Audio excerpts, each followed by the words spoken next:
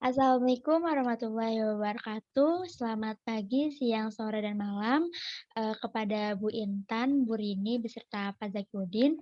Perkenalkan kami dari kelompok 1 kelas Elektrokimia 02.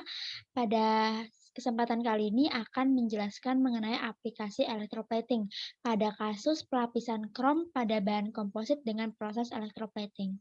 Next. Kami kelompok 1 ini terdiri dari 4 anggota. Yang pertama itu saya sendiri adalah Evana Thoibah, absen 4. Lalu ada Rafli Pratama, absen 23. Ada Felika Mustika Putri, absen 12. Dan Zidane Ramadan, absen 38. Next. Pada topik kali ini kami akan menjelaskan mengenai 4 subtopik. Yang pertama akan menjelaskan mengenai pendahuluan, lalu proses dari electroplating itu sendiri, lalu ada hasil dan pembahasan beserta kesimpulan. Next. Perkenalkan, nama saya Felika Mustika Putri, absen 12. Saya akan menjelaskan mengenai pendahuluan. Kenapa kami memilih topik tersebut? Nah, sebenarnya penggunaan komponen-komponen selain logam banyak digantikan oleh plastik, tetapi dari bahan komposit resin polipropilen ini yang dilapisi oleh krom masih belum banyak dikembangkan di masyarakat.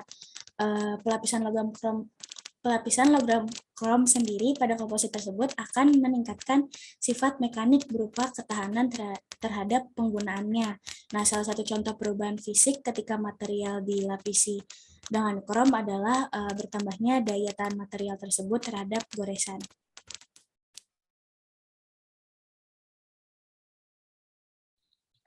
Perkenalkan kembali, saya Evana Thoibah, absen 4. Di sini akan menjelaskan mengenai proses dari aplikasi electroplating ini.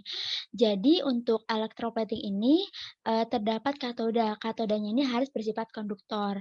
Nah, akan tetapi pada kasus ini kami menggunakan resin polipropilen yang merupakan terbuat dari plastik dan bersifat isolator atau semikonduktor. Nah, oleh karena itu agar dapat diproses dalam electroplating harus diubah dulu menjadi konduktor dengan proses pengkonduktifan.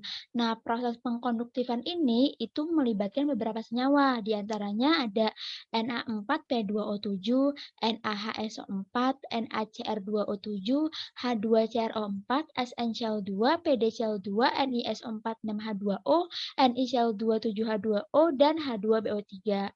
Next. Baik, perkenalkan nama saya Zidane Ramadan dengan nomor absen 38.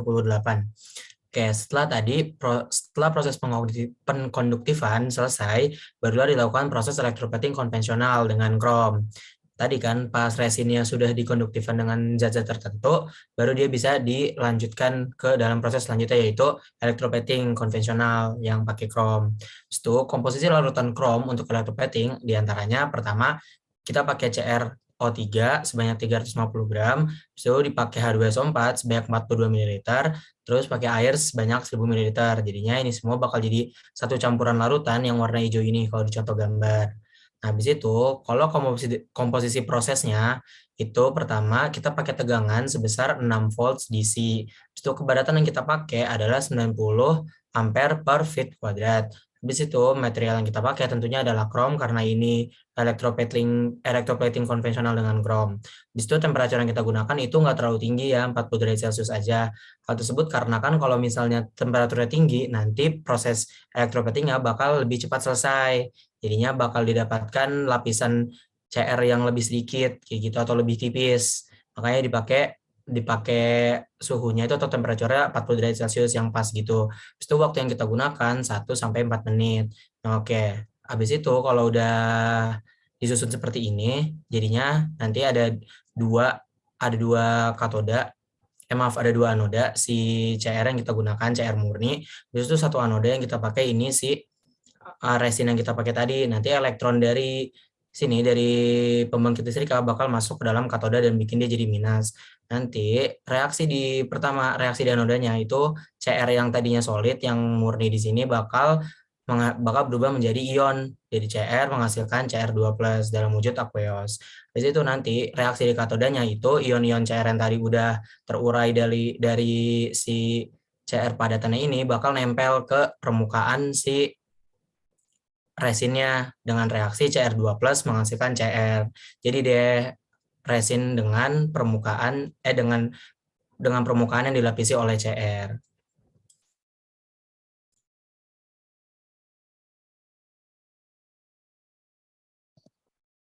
Perkenalkan, nama saya Rafli Pratama dengan absen 23. Setelah melakukan proses-proses sebelumnya, didapatkan hasil sebagai berikut. Tabel di samping merupakan perbandingan dari waktu dengan ketebalan dan juga kekerasan dari lapisan krom. Peningkatan temperatur dan waktu pada proses elektroles akan mempercepat partikel-partikel logam nikel bereaksi pada permukaan resin polipropilen yang terlapisi logam palladium dan meningkatkan pengendapan logam nikel di permukaan sehingga mampu meningkatkan kekerasannya. Dengan demikian, waktu, besar arus listrik, serta temperatur proses pelapisan krom sangat berpengaruh pada kekerasan dan ketebalan dari lapisan krom. Jika pada tahap pengerjaan awal proses elektroles dilakukan dengan sempurna dan ketebalan lapisan krom sudah sesuai, maka akan mampu mengatasi sifat kilap yang buram. Lapisan krom pada material resin polipropilen tidak memerlukan ketebalan yang tinggi, namun harus memenuhi kekerasan dan dekoratifnya. Next.